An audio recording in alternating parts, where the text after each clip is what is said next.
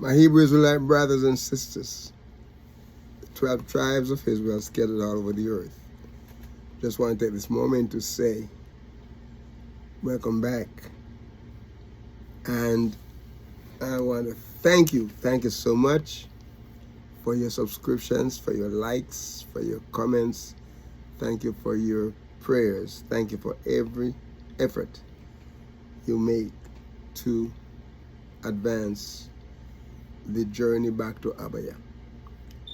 My brothers and sisters, this channel is designed for you. It is spread the word of Yahuwah to perform his mandate in bringing our lost, scattered people back to Yahuwah. And we trust that as we do so, as we work together, as we study his word, will give us enough strength, give us enough knowledge, so we'll have something to share as we intend to bring our people back. All over the earth, my brothers and my sisters, our people are scattered all over the earth. And Yahuwah gives us that mandate. I am trying to fulfill that mandate. Okay, I cannot do it alone.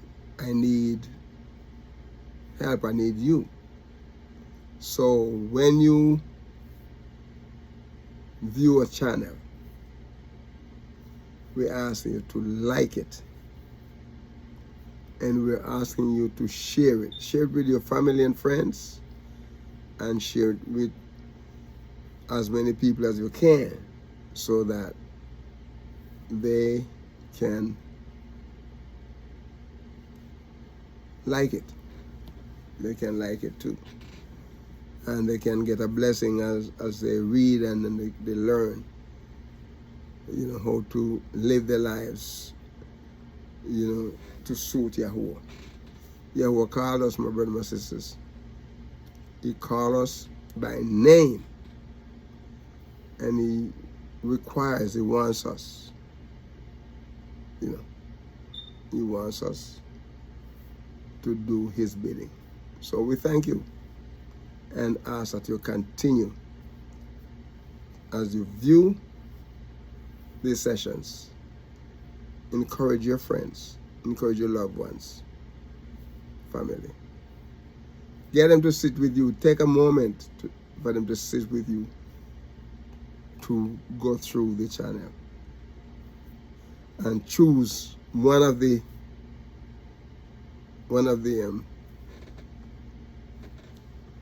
videos, so that they can watch it with you. Praise his holy name. Okay, in the last session we were in verse 8. Psalm 41 verse 8 is talking about a sick man's prayer. A sick man's prayer. Okay. An evil disease, say they, cleaveth fast unto him. And now that he lieth down, he shall not rise up anymore. Oh my goodness, my brothers, my sisters, this is coming from the pit of hell. A person wishing evil disease on someone who they don't like.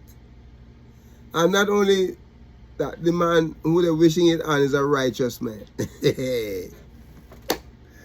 What Elohim going to answer the prayer? The little God?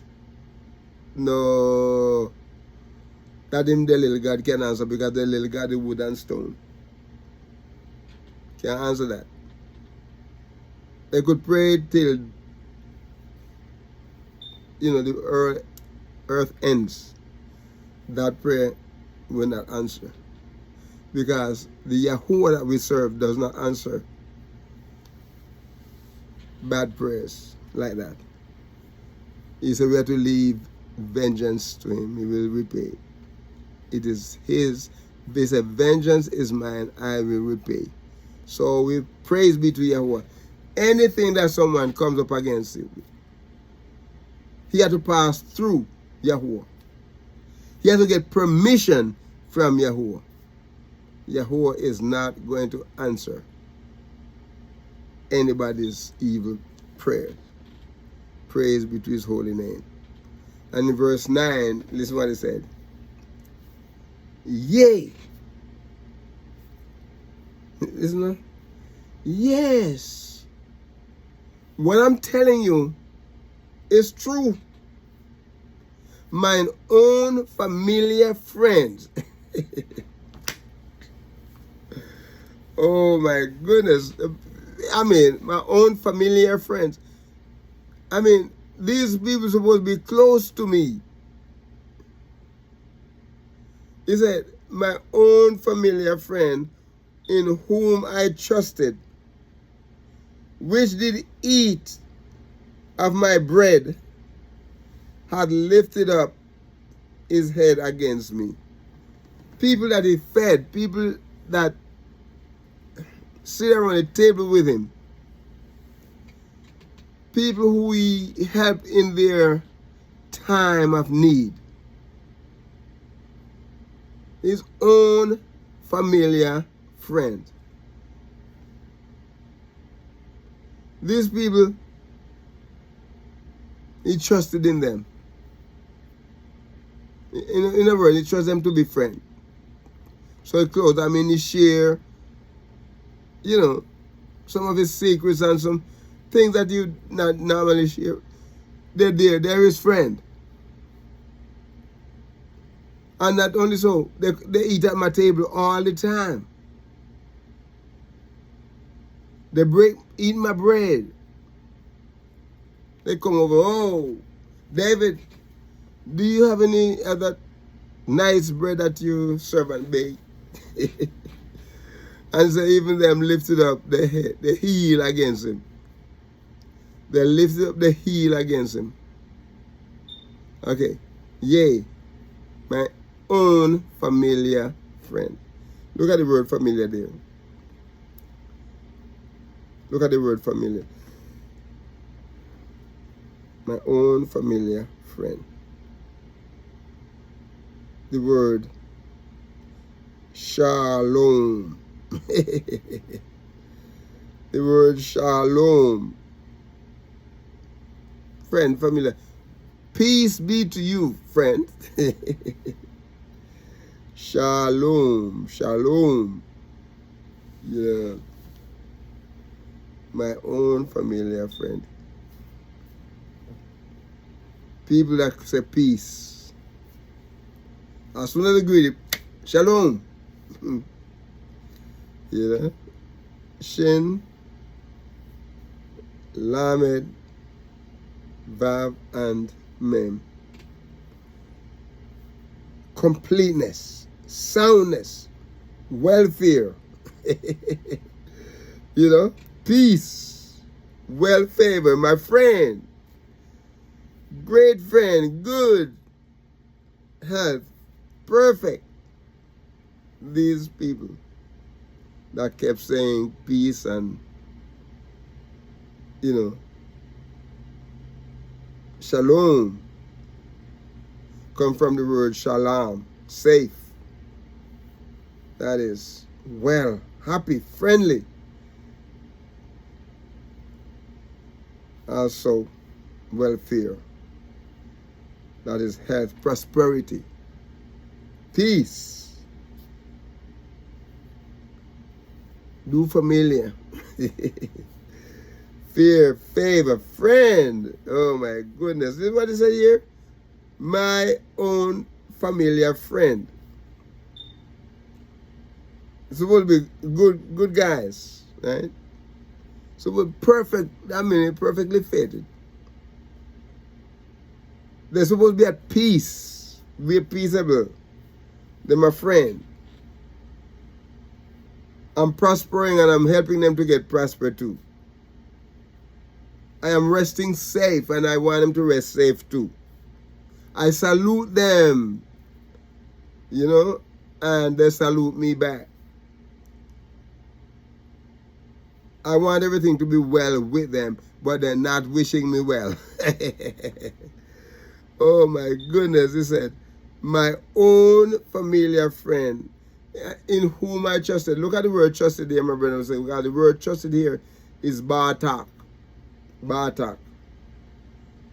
It is Beit, Tet, and Chet. Bartak. And what is saying here, this word means to trust. Bartak means to trust. It means, you know, to trust means that you have bold confidence. You feel secure in that person. Sure. And you feel confident that you are around good friends. They're my friend. They're going to be there for me when things are, you know, they're going to be there to encourage me, and I'm going to be there to encourage them too. Because they're my friend, and I make to hope. I make to trust. I put my trust. I'm confident that they're my friend. You know, and so when it's time for me to get help, they you know, even though Yahweh is my refuge, they're my friend. I can call on them. You know, and they're going to be there to you know, render some assistance to me. I am very confident. I'm very sure they're going to be there to help me. That's what David is thinking. So you know, I feel good about them. I'm secure around them. You know, I'm secure around them. I put my confidence and trust in them because I know that they're my friend. They're my friend. My own familiar friend. So I am trusting. Yeah, I trust them enough with my life. You know, I trust them with my life, and I don't have to be fearful. I do not have to be fearful about calling them my friend. I've seen it, my brothers and my sisters, over and over and over again. That people that you said you trusted, you believe that they're there for you. But in reality, they're not there for you. I give you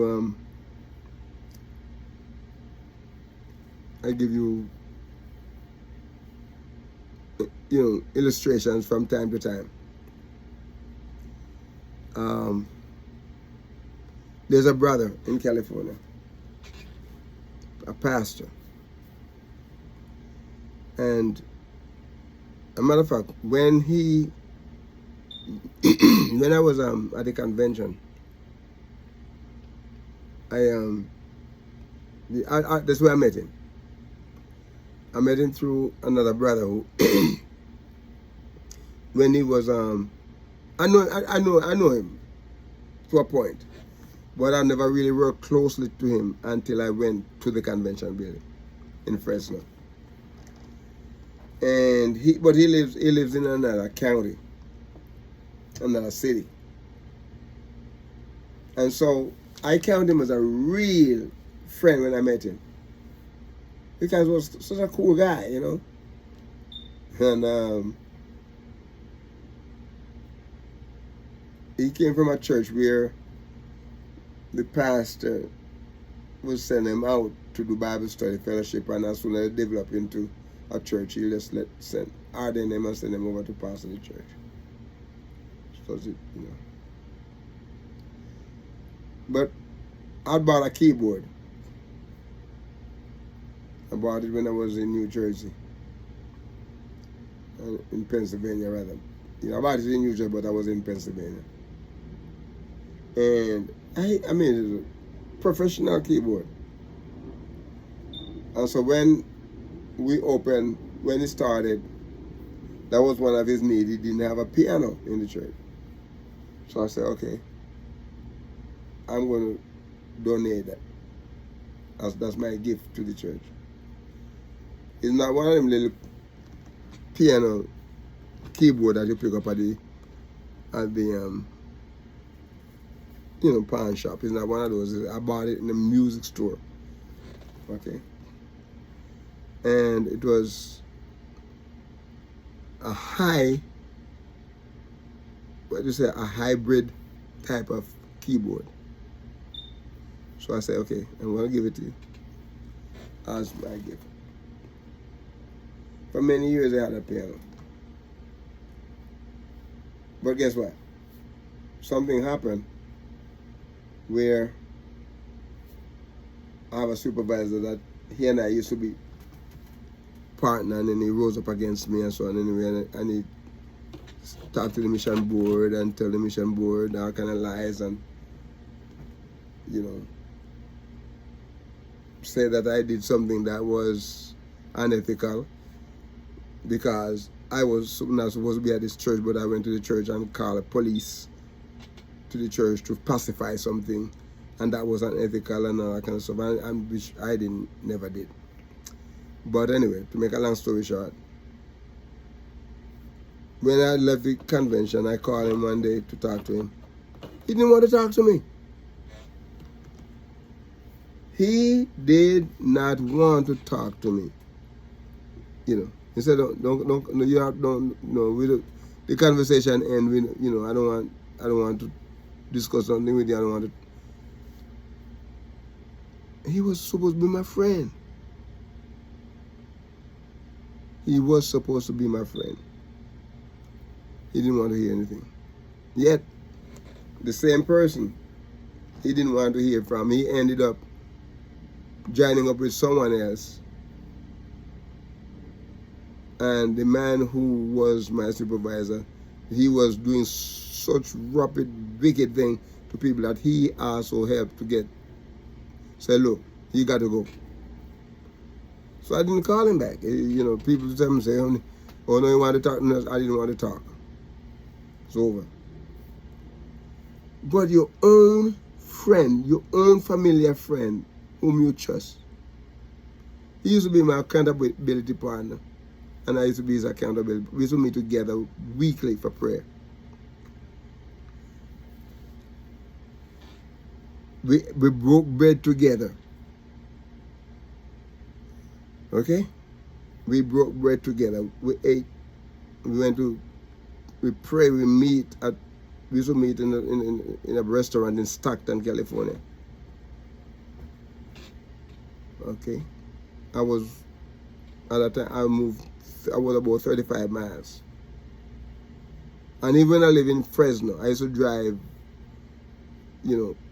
almost 100 miles to go down to Stockton, so we could meet together. But let me say this, my brothers and sisters.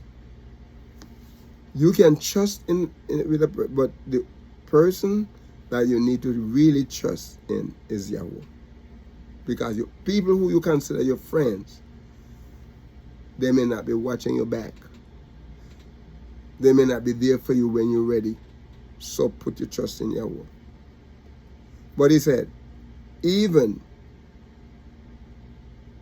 my familiar friends, one that I break bread in, one whom I trusted, have lifted up his heel against me. The word heel here is the word arkabe. Arkabe is Aleph, Kaf, and Beit. Arkabe. And the word here means heel or footprint or the hind part. That's what the word means. It means heel. It's like a horse's hoof. But what is that about the lift up the heel is liar in wait. Kick back is another word here that to dealing with a heel as a protuberant, hence, a truck, or it's a hoof, a last layer in weight. Sometimes by mistake we say a certain thing about person lifting up the heel against me, but it is to take by the heel or to stay. Is, in other words, is a way of supplanting, to supplant. It's to swell out or up. To swell out or up. To seize by the heel. To circumvent you. As if tripping up the heel, and then they find a way to restrain or to restrain you. It's by holding you by the heel, to take by the heel or to stay. In other words, the enemy is not your friend, and the enemy finds way to supplant you. Different ways. They come up with different ideas, different ways of how they're going to. And so my brothers, my sisters, sometimes the people that you consider your friend